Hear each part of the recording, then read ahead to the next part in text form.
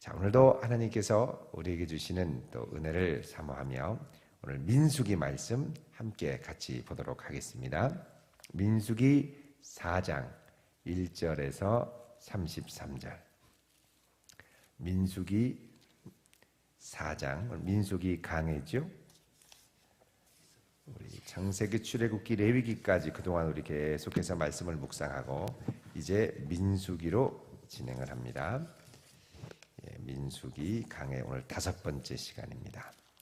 민수기 4장 1절에서 33절까지 우리 말씀을 꼼꼼하게 한 절씩 교독하도록 하겠습니다.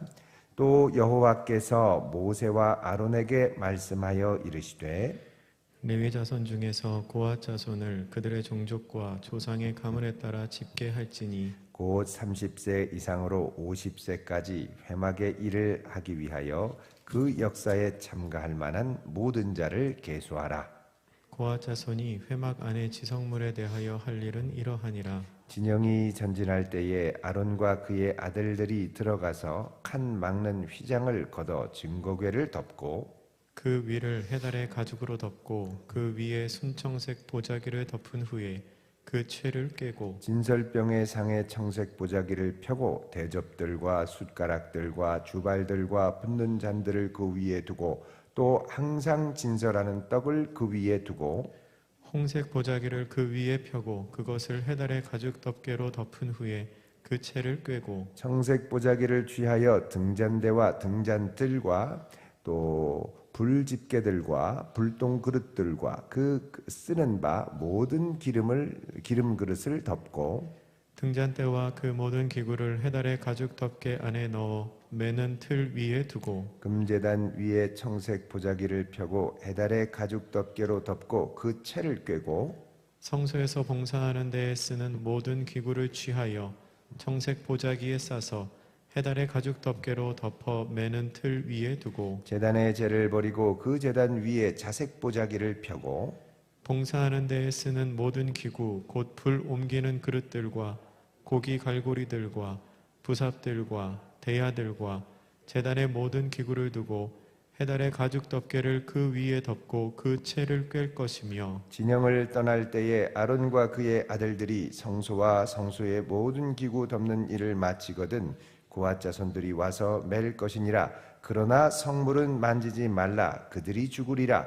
회막 물건 중에서 이것들은 고핫 자손이 맬 것이며 제사장 아론의 아들 엘르아살이 맡은 것은 등유와 태우는 향과 항상 드리는 소제물과 관유이며 또 장막 전체와 그 중에 있는 모든 것과 성소와 그 모든 기구니라. 여호와께서 또 모세와 아론에게 말씀하여 이르시되 너희는 고핫 자손의 지파를 레위인 중에서 끊어지게 하지 말지니 그들이 지성물에 접근할 때에 그들의 생명을 보존하고 죽지 않게 하기 위하여 이같이 하라. 아론과 그의 아들들이 들어가서 각 사람에게 그가 할 일과 그가 맬 것을 지휘하게 할지니라. 그들은 잠시라도 들어가서 성소를 보지 말라. 그들이 죽으리라. 여호와께서 또 모세에게 말씀하여 이르시되 게르손 자손도 그 조상의 가문과 종족에 따라 계수하되 30세 이상으로 50세까지 회막에서 복무하고 봉사할 모든 자를 계수하라. 게르손 종족의 할 일과 맬 것은 이러하니 곧 그들이 성막의 휘장들과 회막과 그 덮개와 그 위에 해달의 가죽 덮개와 회막 휘장문을 매며 뜰의 휘장과 성막과 제단 사방에 있는 뜰의 휘장문과 그 줄들과 그것에 사용하는 모든 기구를 매며 이 모든 것을 이렇게 맡아 처리할 것이라. 게르손 자손은 그들의 모든 일 곧 맬 것과 처리할 것을 아론과 그의 아들들의 명령대로 할 것이니 너희는 그들이 맬 짐을 그들에게 맡길 것이니라. 게르손 자손의 종족들이 회막에서 할 일은 이러하며 그들의 직무는 제사장 아론의 아들 이다말이 감독할지니라. 너는 무라리 자손도 그 조상의 가문과 종족에 따라 계수하되 30세부터 50세까지 회막에서 복무하고 봉사할 모든 자를 계수하라. 그들이 직무를 따라 회막에서 할 모든 일 곧 그 맬 것은 이러하니 곧 장막의 널판들과 그 띠들과 그 기둥들과 그 받침들과 뜰 둘레의 기둥들과 그 받침들과 그 말뚝들과 그 줄들과 그 모든 기구들과 그것에 쓰는 모든 것이라. 너희는 그들이 맡아 맬 모든 기구의 품목을 지정하라. 같이 읽습니다. 이는 이는 제사장 아론의 아들 이다말의 수하에 있을 무라리 자손의 종족들이 그 모든 직무대로 회막에서 행할 일이니라. 아멘. 오늘 이 말씀을 중심으로 하나님 나라의 전문가가 되라. 하나님 나라의 전문가가 되라 라는 제목으로 하나님 말씀 증거하도록 하겠습니다. 여러분 사과 좋아하시지요? 안 좋아하시는 분도 있을지 모르겠습니다. 아침미인은 사과미인.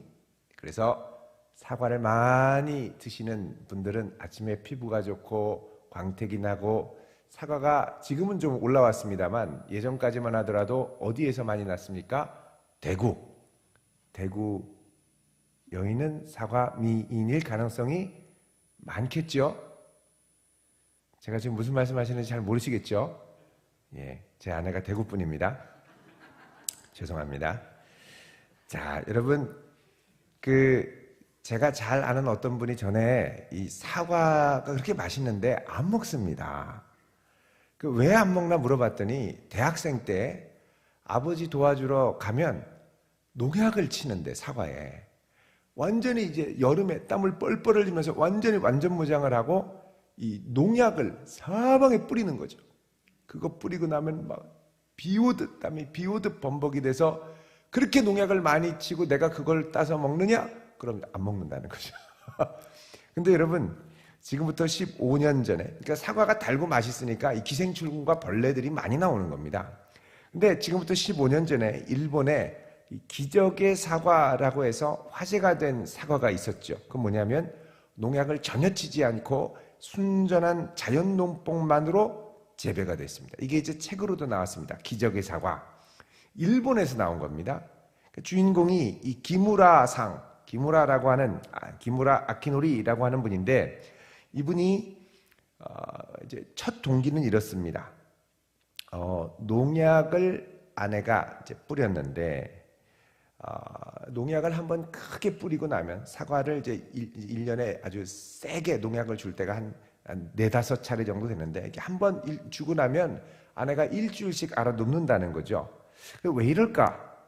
농약이 너무 독하구나. 농약을 좀 안 뿌리는 방법이 없을까? 그러다가 이제 어떤 책을 접합니다. 자연농법이라고 하는 책. 그래서 농약을 뿌리지 않고도 자연스럽게 이 농작물을 키울 수 있다. 그래서 여기서 영감을 얻어가지고 꼭 농약을 쳐야만 사과가 자라냐? 원래 야생 사과는 농약 없이도 잘 자라지 않았을까라는 것에 착안을 해서 이 농약 없이 병충해 먹지 않고 사과를 키울 수 있도록 이제 도전을 한 거죠. 농약과 비료를 사과에 사용하지 않으니까 이게 이 사과가 병충해, 그것도 이제 맛있는 사과를 만들려고 하는 건 품종 개량에 대해서 사과를 제대로 만들어낼 수 없었죠. 그러니까 이게 그렇게 약을 안 뿌리니까 금방 병들어서 다 떨어지는 겁니다. 그래서 거의 파산 직전까지 이르고, 이분은 거의 이게 가난으로 내몰려서 이제 내가 죽겠다 이러다가, 근데 죽으면 죽으리라 하는 마음을 갖고 어디로 갔냐면 산으로 올라갔죠. 그 올라가서 가다가 이 나무 하나를 봤는데 이게 사과나무인가 싶을 정도로 딱 보니까 이 산에 도토리가 열렸는데 사과만하게 이만하게 크게 열린 거예요.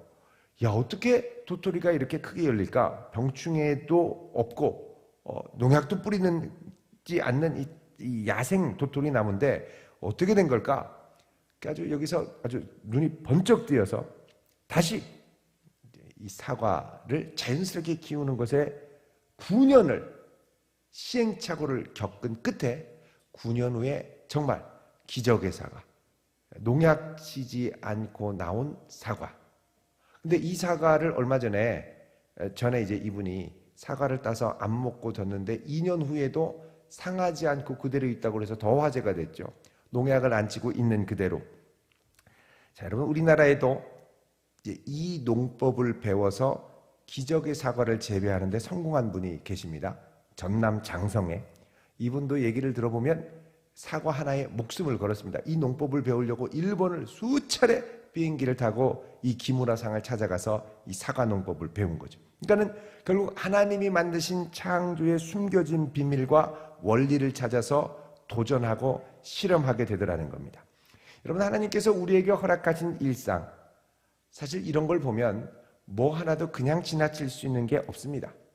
무엇 하나라도 깊이 있게 진심으로 궁구하며 파다 보면 거기에 숨겨진 하나님의 창조 섭리와 은혜가 나오게 되죠.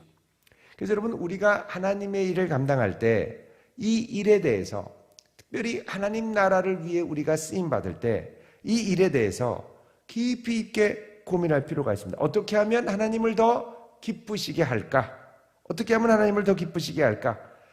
이 기쁘시게 할까라는 동기로 시작했는데 내가 하는 일이 너무 익숙해서 그냥 뭐 하지 뭐. 자, 이렇게 되면 이걸 뭐라 그러냐? 매너리즘이라고 그러죠. 사람이 제일 무서운 게 매너리즘입니다. 관계에서도 제일 무서운 게 매너리즘이죠. 그냥 똑같고 당연하고, 사람이 이제 매너리즘이 오는 시즌과 주기는 사람마다 다릅니다. 어떤 사람이 1년 지나면 질려서 못 견디는 사람이 있고, 3년 지나서 못 견디는 사람이 있고, 6년 지나서 못 견디는 사람이 있고, 7년 지나서 못 견디는 사람이 있습니다. 자, 그런데 7년, 8년 지나고 나서 10년 쪽으로 넘어가면 이제부터 우리는 그 사람을 뭐라 그러냐? 장인이라고 그러죠.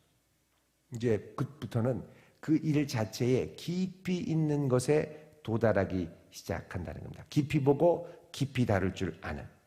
여러분, 제가 이렇게 길게 서론을 장구하게 말하는 이유는 하나님께서 레위인의 성막을 다룰 때도, 레위인들이 하나님의 성막을 다룰 때도 이런 마음과 중심을 갖고 다루기를 원하셨기 때문에 그렇습니다. 자, 3절 말씀 보시면요, 이렇게 말씀을 하죠. 곧 30세 이상으로 50세까지. 여러분, 30세 이상에서 50세는 일반 백성으로 하면 군대에 나가는, 전쟁을 위해 징집할 수 있는 나이.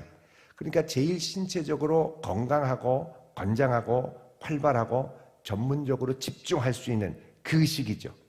자, 그래서 이때까지 회막의 일을 하기 위하여, 여기 이제 일이라는 말, 이게 중요하죠. 일에 동그라미 치십시오. 3절에 회막의 일, 이 일이라는 말이 멜라카입니다. 멜라카. 일에는 두 가지가 있습니다. 아보다라는 일이 있고, 그 다음에 여기 나오는 멜라카가 있는데, 아보다는 단순 반복 육체 활동을 말합니다. 그런데 여기 이제 멜라카라는 건 전문적인 노동을 가리키는 거죠. 그러니까 여기 회막의 일은 회막의 영어로 하면 프로페션입니다. 전문적인 일, 프로페션. 프로페션을 감당하는 사람을 프로페셔널이라고 그러죠. 전문가. 회막의 전문적인 일을 감당하는 사람들에 대해서 하나님이 부르시는 겁니다. 자, 그러면 이 회막의 일을 전문가답게 정말 여기에 집중해서 최선을 다해서 하나님 나라를 위하여 이 성막의 일을 감당하는 레위인들은 어떤 마음과 태도로 성막을 감당했느냐, 이게 중요한 것이죠. 자, 첫 번째, 전문가인데, 회막의 이 전문가로 부름받은 레위인들은 내가 전문가라고 그냥 자기의 생각과 경험치를 갖고 하는 게 아니라 항상 대제사장의 영적 지도를 받았습니다. 그게 중요한 거죠. 자, 오늘 말씀 1절에 보면 또 여호와께서 모세와 아론에게 말씀하여 이르시되, 자, 여러분, 하나님이 그냥 고앗 자손에게 얘기해도 되는데 모세와 아론을 통해 이야기를 하십니다. 그리고 이 성막을 다룰 때 제일 중요한 게 지성소 안에 있는 언약궤인데, 이 언약궤부터 이제 성막을 해체해서 운반하기 시작하는 거거든요. 근데 이 언약궤를 해체하는 이 첫 단추, 레위 자손의 일을 시작하는 첫 단추는 누가 시작했느냐? 여기 보면 5절에 진영이 전진할 때 아론 대제사장, 그의 아들들이 들어가서, 자, 여러분, 그의 아들들은 원래는 아론에겐 아들이 4명 있었습니다. 나답, 아비후, 엘르아살 그리고 이다말. 그런데 나답과 아비후는 성수의 불을 잘못 따르다가 직사했죠. 죽었습니다. 그리고 이제 엘르아살과 이다말이 남았는데 엘르아살과 이다말 그리고 아론과 함께 어디를 들어가느냐? 하나님의 지성소에 들어가는 거죠. 들어가는데 이 제일 중요하고 지극히 거룩한 성물, 그게 바로 뭐냐? 증거궤죠. 증거궤, 언약궤, 법궤. 나나주 일본엔 법궤라고 돼 있죠. 이거를 다루는데 이거는 제일 처음에 이게 물꼬를 트는 겁니다. 이거를 처리해야 그 다음에 다른 성물들을 다 처리할 수 있거든요. 이거를 누가 처리하냐? 제사장들이 들어가서 성소와 지성소 사이에 이 회장, 그 휘장, 회막을 분리해서 이 언약궤를 덮는 겁니다. 근데 덮는데 내가 이거를 들고 가가지고 이게 언약궤를 보면 안 돼요. 워낙 거룩한 거라서. 성소와 지성소 사이의 경계를 허무는 것도 얼마나 두려운 일입니까? 하나님의 임재가 바로 앞에 있는데 원래 아무도 못 들어가는 그거를 이 장막을 같이 동시에 걷어서 이렇게 덮어버리는 거죠. 그리고서 처리를 하는 거예요. 그 첫 물꼬를 누가 트느냐? 제사장 아론 그리고 아론의 아들들. 자, 뿐만 아니라 여러분 19절에 보시면 그들이 지성물에 접근할 때 그들의 생명을 보존하고 죽지 않게 하기 위하여 이같이 하라. 그 다음에 아론과 그의 아들들이 들어가서 각 사람에게 그가 할 일과 그가 맬 것을 지휘하게 할지니라. 다 자기가 뭐 해야 될지 압니다. 직분 맡았습니다. 대충은 압니다. 해본 경험도 있습니다. 그럼에도 불구하고 뭐를 하느냐? 가서 지도를 받으라는 거예요. 제사장과 그의 아들들의 지도를 받고 지휘를 받고 그 지휘 아래, 왜냐하면 매번 그 옮길 때마다 상황이 다르잖아요. 땡볕이 있을 때도 있고 구름이 있을 때도 있고 바람이 불 때도 있고 매 순간순간 상황에 따라 다르게 또 높은 산에 있을 때도 있고 낮은 평지에 있을 때도 있고 또 바위 위에 있을 때도 있고 또 모래 위에 있을 때도 있고 그 상황에 따라 이 성막의 상태를 따라 지휘를 받고 하나님의 영감을 따라 지휘할 수 있도록. 그러니까 이 레위인들이 고한, 무라리, 게르손 모두 다 이 성막을 운반하고 보관하고 나르는 일에 또 해체하고 조립하는 일의 전문가였지만 이 모든 지휘는 누구의 지도를 받고 시작하느냐? 제사장의 감독, 지휘를 받고 시작한다는 겁니다. 여러분 28절에도 보면은요. 여기 이제 고핫 자손 말고 게르손 자손인데 이 게르손 자손의 직무 28절에 보면 그들의 직무는 제사장 아론의 아들 누가요? 이다말, 막내 이다말이 감독할지라 그러죠. 그래서 이 앞에 있는 거는 아론 그리고 그 이다말 그리고 이다말의 형, 제가 아까 누구라고 그랬죠? 갑자기 생각이 안 나요. 이스다롯, 엘르아살, 죄송합니다. 엘르아살 그렇게 셋이 하고 요 게르손과 무라리는 이다말. 그래서 무라리도 33절에 보면 이는 제사장 아론의 아들 이다말의 수하에 있을 무라리 자손, 이들의 감독과 지휘를 받고 움직여라 이렇게 얘기를 합니다. 여러분 이 프로의 특징은 항상 자기 혼자 독고다이로 가는 게 아니라 코치를 두죠. 타이거 우즈 아시죠? 골프 황제. 예전에 한참 잘 나갈 때 타이거 우즈가 승리도 하고, 근데 승리했다 성적이 그 다음에 푹 꼬꾸라졌다, 또 올라갔다가 푹 꼬꾸라졌다. 이게 부침이 심한 겁니다. 왜 이럴까? 고민을 하다가 타격폼이 일정하지 않구나. 그래서 자기의 코치인 그 유명한 사람 있죠. 하만 부치인가요? 부치 하만. 이 사람 쫓아가가지고 내가 타격폼을 좀 고치고 싶다. 도와달라. 그렇게 잘 나가는 프로인데 왜 코치의 도움을 받습니까? 근데 이 코치 하만이 그러면 너가 이제 타격폼을 바꿔야 되는데 이거 바꾸는 기간이 한 2년 정도는 걸리는데 요 2년 걸릴 동안은 성적이 안 좋아진다. 전혀 개의치 말고 너의 태도, 이 폼에 집중해라. 그래서 그 말 그대로 해서 정말 타격폼을 바꿨는데 2년 동안은 승리 근처에도 못 가는 겁니다. 근데 딱 어느 정도 폼이 완성이 되는데 2년이 걸리고 정말 그의 말대로 2년이 지나니까 그 다음에는 승리했다 떨어졌다가 아니라 계속 연승을 하는 거죠. 이게 무엇으로 가능했느냐? 코치의 도움으로 가능했습니다. 그리고 그 타격폼을 끊임없이 바로잡도록 도와주는 거죠. 여러분, 프로, 전문가는 자기 혼자 완벽하지 않다는 걸 알기 때문에 항상 자기를 교정하고 지도해 줄 수 있는 또 다른 지도자, 리더를 필요로 합니다. 성악가도 그렇죠. 최고의 전문가도 자기 소리를 늘 다른 이들에게, 전문 코치에게 테스트를 받습니다. 신앙생활은 지도를 받아야 됩니다. 내가 복음으로 가면 안 됩니다. 나 혼자 기도가 받고 나 혼자 응답받아서는 안 되죠. 나는 홀로 완전하지 않습니다. 그래서 하나님께서 우리에게 주신 게 뭐냐? 신앙의 공동체, 그리스도의 몸을 주셨죠. 목장 안에서 서로를 격려하고 위로하고 또 기도하고, 목장 인도자의 기도와 지도를 받고, 또 교구 목사님의 지도를 받고, 담임 목사의 지도를 받고, 서로 사랑으로 하나 되며 격려하며 항상 함께 같이 은혜 가운데. 근데 이게 누구에게 가능하냐? 겸손한 자에게 가능합니다. 아, 나도 안다고. 나도 안다고. 그러면 어떻게 될까요? 이게 안 되는 거죠. 안 되는 거죠. 여러분, 나도 안다고 할 때 우리 신앙에 위기가 생깁니다. 나도 안다고 할 때 특징이 뭘까요? 표정이 굳어지죠. 그리고 쉽게 화를 냅니다. 그래서 여러분, 내 표정이 늘 주님 앞에 부드러운 표정 될 수 있기를 축원드립니다. 물론 이제 늘 그런 건 아니지만 우리나라 사람들이 표정이 대체적으로 좀 굳은 편입니다. 표정이 굳어지는 훈련을 어디서부터 하느냐? 택시 탈 때, 전철 탈 때, 버스 탈 때부터 합니다. 딱 타면.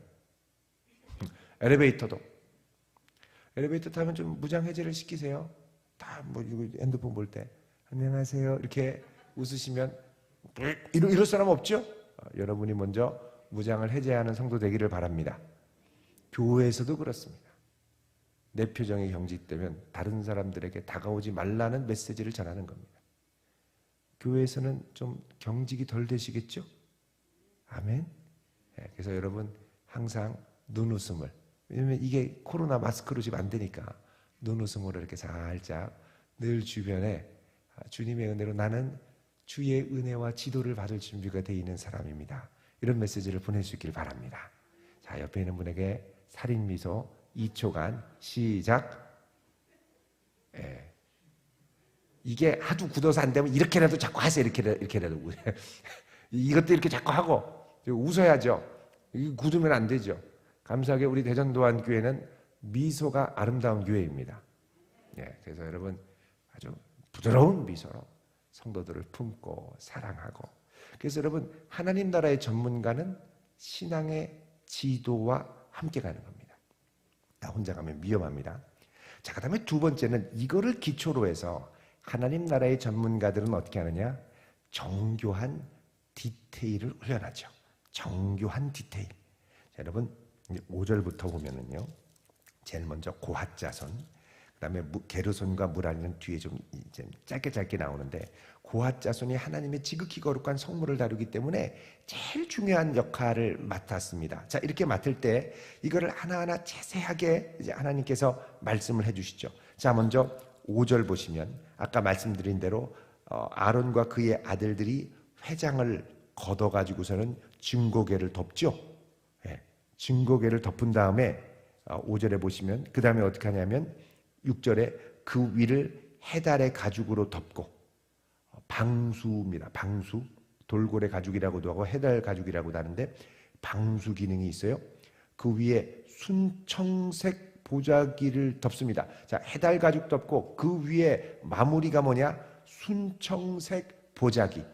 청색 중에 가장 진한 청색, 보라색에 가까운, 그래서 퍼플 블루라고도 하죠. 아주 진한 이 청색 보자기를 덮고 나서 그 옆에 쇠를 깨워가지고 직접 드는 게 아니라 어깨로 메고 가도록 딱 세팅을 해놓는 거죠. 근데 여러분, 이 하나님의 성물 중에 가장 진한 청색으로 된 건 뭐냐? 함부로 가까이 가면 안 되는 겁니다. 지극히 거룩한 성물이기 때문에. 그 다음에 이제 7절부터 보면은요, 두 번째 단계가 나옵니다. 총 이렇게 싸는 성물을 싸는 단계가 6단계로 구분이 되어 있거든요. 아주 디테일하게 지금 지도를 하는 거죠. 두 번째는 뭐냐면 7절, 8절에 나오는 진설병상입니다. 여기 보면 진설병상에 제일 먼저 청색 보자기를 펴고 그 위에 진설병상에 놓는 대접, 숟가락, 주발, 잔들, 떡, 진설떡들을 거기에 두고 그 다음에 홍색 보자기를 펴고 해달의 가죽 덮개로 덮은 후에 채를 꿰다. 그래서 여기에는 청색 보자기와 홍색 보자기가 들어가게 됩니다. 그 다음에 세 번째는 9절에서 10절을 보면 청색 보자기를 취해서 등잔대, 메노라라고 하죠. 7개의 촛대가 있는 등잔대, 그리고 그 등잔대에 불을 관리하는 불집게, 불똥 그릇들 쓰는 모든 기름을 그 위에 청색 보자기 안에 덮어라. 그 다음에 등잔대와 모든 기구를 해달의 가죽 덮개 안에 넣어서 매는 틀이 있는 거예요. 자, 그래서 여러분 이제 여기 보면 이제 보자기라는 말이 자꾸 나옵니다. 보자기라는 건 뭐냐면 우리가 생각할 때 우리 생각에 보자기로 이렇게 이제 넓게 해서 이렇게 들고 다니는 보자기 생각하는데 이게 이제 히브리어로 베게트라고 그래서 가방 이런 뜻에 가깝습니다. 이게 뭐냐면 고기에 맞춤이 돼서 딱 감싸게 되는 천. 그러니까 이게 뭘 생각하면 되냐면요. 여러분 엘리베이터 이사 갈 때 엘리베이터 벽에 막 다 붙이잖아요. 그럼 거기에 그 문 열리는 것도 상하지 않게 다 해놓고 버튼 누르는 것도 투명 비닐로 다 돼 있죠. 이게 베게트입니다. 그런 것처럼 성물을 아주 정교하게 싸고 포장할 수 있도록 보자기처럼 이렇게 되면 이거 설렁설렁하다가 빠지면 안 되잖아요. 그러니까 딱 맞게 맞춤형 가방으로 딱 해놓는 거죠. 그 다음에 이제 네 번째로는 11절에 금제단인데 청색 보자기에 해달 가죽을 덮어서 채로 깹니다. 다섯 번째는 12절에 성소를 봉사할 때 쓰는 여러 그릇들인데 청색 보자기에 해달 가죽에 매는 틀 위에 되고요. 여섯 번째는 13절 14절에 제단이 죄를 버린 후에 이제 제단 위에 자색 보자기, 예식에 여러 사용되는 기구들이 13절 14절에 이제 등장을 하죠. 그래서 여러분 여기 이제 보면 싸는 것도 보자기의 색깔이 다릅니다. 순청색, 청색, 홍색, 자색, 이게 뭐냐? 다 구별된, 이거는 전문가들만이 알 수 있는 식별이 되는 것이죠. 근데 여기 이제 핵심은 뭐냐면 싸는 겁니다. 여러분 쌀 때 이게 이제 부드럽게 덮어서 딱 맞게 싸는 거예요. 특별히 이제 언약궤 같은 거를 덮는다라고 할 때, 이 성물들을 덮는다고 할 때, 이 덮는 거는 단순히 포장한다라는 게 아니라 덮다라는 건 하나님이 태초에 천지를 창조하면서 지구 위에 여호와의 영이 수면 위에 운행하며 이 세상을 딱 덮는 것처럼, 어미가 그 새끼를 덮는 것처럼, 라프라고 그러죠. 따뜻하게 인격적으로 덮는 그 은혜. 그래서 하나님의 은혜로 우리에게 주신 거룩한 성물들을 덮는 거죠. 부드럽게 싸는 거죠. 이게 거의 인격적으로 다루듯 살살살 부드럽게, 그러나 대충대충 설렁설렁이 아니라 딱딱 맞춰서 충분히 보호가 되도록. 특별히 그래서 이제 이 성물을 덮을 때는 그게 단순히 그냥 포장의 개념이라기보다는 살아계신 하나님의 임재를 보존하고 지키기 위한 인격적인 덮음이라는 겁니다. 그러니까 쉽게 말하면 오늘날로 하면 휴먼 터치죠. 휴먼 터치. 여러분 하나님 나라의 사역을 할 때는 항상 모든 것에 휴먼 터치가 들어가야 됩니다. 은혜의 터치가 들어가야 됩니다. 일을 일로 하다 보면은 사람 다 다칩니다. 터치가 들어가야 되는 거예요. 이게 만약에 일로 가면 일 못한 사람은 어떻게 돼요? 다 바보 되는 거죠. 나가 떨어져야 되는 사람 되는 겁니다. 은혜로 덮는 거죠. 딱 맞게, 그 사람에 맞게, 그 현실과 그 케이스에 다 맞게 딱딱딱딱 맞게 잘 보호해서 지켜가며 가야 되는 거죠. 이걸 뭐라 그러냐? 정교한 디테일이다. 그러니까 여기서 디테일은 아주 테크니컬한 것만이 아니라 인격적으로 그를 덮는, 특히 성물은 거룩성을 훼손하지 않고 덮는, 하나님의 사랑으로 덮는 이런 역사들이 같이 가야 된다는 거죠. 그래서 여러분, 이 성물을 지킬 때 가장 중요하고 아주 파란, 찐파란 생으로 싸는 게 이제 언약궤인데, 이 언약에 파생된 나머지 기구들이지 않습니까?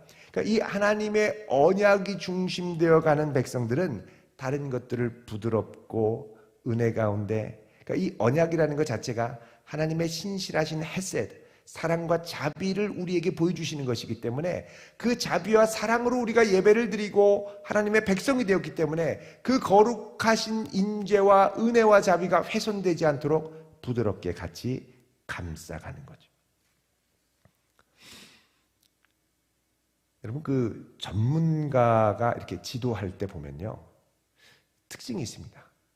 그렇게 복잡하게 설명을 안 하고 단순한데 살살살살 따라가다 보면 어떻게 해요? 어느덧 저만큼 앞서가 있죠. 근데 할 때 항상 너 이것도 못해? 똑바로 해. 잘한다. 그렇게 해서 가겠냐? 아이고 너는 아예 재능이 없다. 그게 아니라 전문가가 할 때는 항상 용기를 주죠. 너 보니까 대가의 기질이 보인다. 잘한다. 뛰어나다. 조금만 더 하면 더 좋은 결과가 있겠다. 이러면서 격려하고 칭찬하고 격려하고 조금만 더 가면 된다 그러고 그러죠. 여러분, 험한 등산 저 위로 올라가는데 얼마나 남았어요? 그럼 올라가는 분이 뭐라 그래요? 다 왔슈. 여기 다 이러잖아요. 근데 힘들어서 헛가는데 얼마나 가야 돼요? 겨우 여기 와서 무슨 얼마나 더 가냐니요. 한참 가야 되는데. 그럼 이제 나 내려갈래. 그리고 이제 내려갈 분들도 많습니다. 다 조금 얼마 안 남았다 이러면서 용기를 주고 격려를 줘야죠. 야, 너 교회 다닌 지 6개월 됐는데 성경 아직까지 못 찾냐? 딱 표면 나와야지. 뭐 하는 거냐 너 지금? 얼마나 이게 모양 빠지는 거예요? 찬송가 찾는데 야, 찬송가 어디 있는지도 모르냐? 이러면 마음이 어렵죠. 하나님 나라를 이루어갈 때 우리가 하나님을 향하여 가까이 나가며 서로 사랑하지만 격려하며 함께 용기를 얻고 갈 수 있는 그런 공동체, 그런 믿음의 성도들을 함께 엮어가며 만들어갈 수 있길 축원드립니다. 이 성막의 원리고 성막을 다루는 레위인, 하나님 나라의 전문가들이 가져야 될 중요한 부분들이죠. 자, 이런 원리를 갖고 이제 게르손 자손에게도 가게 됩니다. 여러분 25절에 보면 게르손 자손들이 성막의 휘장들과 회막과 덮개와 위에 해달 가죽 덮개와 휘장 문을 맨다고 그랬죠. 여러분 이거 해달 가죽 덮개가 이게 몇십 미터짜리 괄호 25m, 세로 세로가 한 15m 이렇게 되는 엄청나게 큰 해달 가죽을 둘둘둘 맨다면 여러분 얼마나 무겁겠습니까? 텐트도 이거 가지고 다니는데 무겁잖아요. 그렇게 가벼운 소재로 한다고 하는데 조각목에 금이 펴가지고 막 하나씩 들고 가려면 얼마나 무겁겠습니까? 자, 여러분 이런 걸 감당하려면 근육이 있어야 됩니다. 기초체력. 하나님 나라를 감당하려면 기초체력이 있으셔야 됩니다. 건강하셔야 됩니다. 많은 분들이 저를 걱정합니다. 목사님 저러다 쓰러지시겠어요? 감사하게도 쓰러질만 하면 다시 일어나게 하시고 건강을 좀 주신 것 같기는 해요. 그죠? 아니라고 생각하시나요? 자만하면 안 되지만 건강해야 됩니다. 그리고 여러분 사역을 감당하려면 그 운동도 좀 하셔야 돼요. 하나님 나라를 감당하기 위해서 하셔야 돼요. 기도하고 앉고 뭐 하면은 허리도 막 아프신 분들은 집에 가서 그 스트레칭도 하고 요가도 하고 허리 운동도 하셔야 돼요. 왜요? 앉아서 기도 오래 하려면 기본 체력이 받쳐줘야 됩니다. 사역 이전에 영역 이전에 체력. 신학교에서 어떤 교수님이 그러세요. 그래서 체력이 있어야 모든 게 가능하다. 여러분 이 게르손 무라리는요 모르긴 해도 자체에 무슨 그 헬스 트레이닝 프로그램을 좀 했던 것 같아요. 그 무거운 거 들으려면 어렵잖아요. 그리고 이게 들을 때 무거워서 하다가 옆에 치고 막 치고 그러면 금치를 뺏겨져 보세요. 큰일 납니다. 물론 잘 포장을 하긴 하겠지만 정교하게 잘 들어서 가는. 여러분 그 체조하는 분들 뭐 프리스케이팅 뭐 이런 것도 합니다만 공중 사회전 점프 이런 거 하려면요 이 다리 힘이 엄청나야 됩니다. 그리고 막 하면서 다리 들고 뱅글뱅글 돌잖아요. 이게 다리라고 생각하세요. 다리를 들고 뱅글뱅글 돌잖아요. 이거 힘이 있어야 됩니다. 유연도 해야 되지만. 그러니까 하나님 나라의 사역을 감당하려면 여러분 건강하셔야 됩니다. 저는 제가 사역하는 동안 여기 계신 분들 아무도 장래를 보지 않기 원합니다. 건강하게 오래오래 하나님 나라를 위해 많은 열매를 거두고 주 앞에 설 수 있기를 바랍니다. 예. 저랑 거의 같이 가시죠? 절대 먼저 막 쑤시고 아프고 하면 빨리 가서 저 건강 챙기셔야 됩니다. 비타민 C도 많이 드시고 운동도 하시고. 뭘 위해서 하느냐? 내가 이렇게 해서 주일에 주님을 잘 섬기려고. 직장 생활하다 지친다 쓰러진다 주여 뭐 이러지 말고 이렇게 했지만 이제 이런 경험과 은혜를 갖고 주님의 날 멋지게 주의 성도들을 섬기고 주의 나라를 위해서 멋지게 내가 쓰임받으리라. 이 마음을 갖고 오면 얼마나 좋겠습니까? 그래서 여러분 은혜로운 성도는요 은혜 충만하고 주님의 나라를 위해 뭔가를 하기를 소원하는 성도들은요 자기 관리가 있습니다. 무슨 관리냐? 주일을 위한 자기 관리, 새벽을 위한 자기 관리. 새벽 기도하는 성도들은 늦게 안 잡니다. 하다가 새벽 기도 가야 돼. 그리고 바로 누우시죠. 주일을 딱 하는 분들은요 토요일 밤에 아무리 재밌는 게 있어도 딱 절제하십니다. 내일은 주님의 날, 준비해야 된다. 교회 학교 교사란 딱 성경하고 내일 공과 준비하고 내가 내 주일을 위해서 잘 준비해야지. 딱 이런 마음을 갖고 가게 되는 거죠. 그래서 여러분 이 고핫과 게르손과 무라리는 이제 성막이 이동할 때 이런 두꺼운 것들을 다 운반하고 여기 고핫 자손은 성물들을 운반하는데 이게 뭐냐? 이 성물들 하나님을 위해 거룩한 임재의 장소의 부분이 되는 것들을 옮겨가는 거죠. 신학교 다닐 때 설교학 교수님이 이런 말씀을 하셨습니다. 설교자는 성언 운반 일념이 있어야 된다. 성언 하나님의 거룩한 말씀을 운반하는 일념이 있어야 된다. 성언 운반.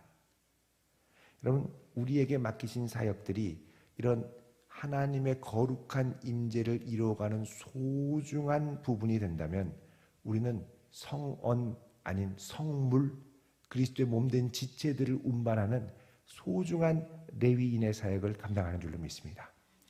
내가 맑은 미소와 하나님을 위한 재능과 은사와 달란트를 갖고 서로를 세우고 격려하고 서로를 붙들어주고 잡아주고 지도를 받고 그러면서 우리가 이렇게 딱 와서 주일에 주님의 몸된 아름다운 교회를 건물만 있다고 교회가 아니죠. 성도 가서 아름다운 천국을 이루어야 진짜 교회입니다. 이렇게 딱 천국을 이루었는데 성도들이 누군가가 주님을 알고 싶어서 막 와가지고 딱 보고 너무 좋다. 나 여기서 믿음 생활하고 싶다. 여러분 이러면 얼마나 감사하겠습니까?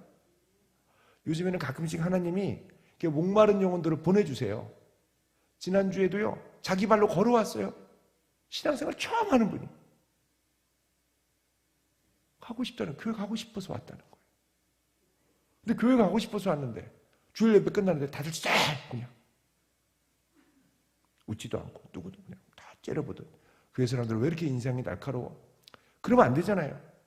처음 온 것 같으면 어머나 반가워요. 잘 지내셨어요? 그래서 여러분 우리 대전도안교회 성도님들은요 주일에 모르는 사람한테도 웃음으로 인사하셔야 됩니다.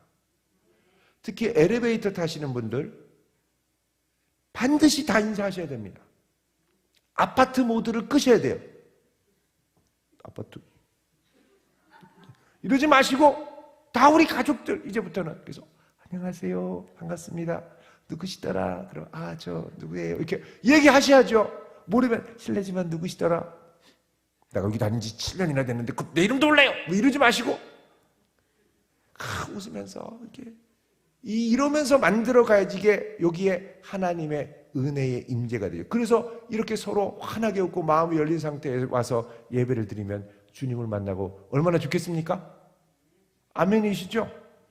여러분, 은혜로 충만하려면 우리가 은혜를 받을 수 있도록 서로를 내어줘야 되고 자기를 디테일하게 잘 관리해야 됩니다.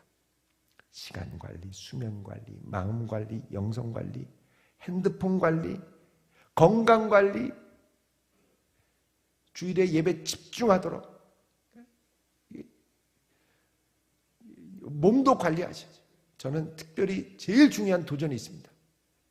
수면 관리를 잘해야 되는데 특히 주일 3부 예배 마치고 새가족 과정할 때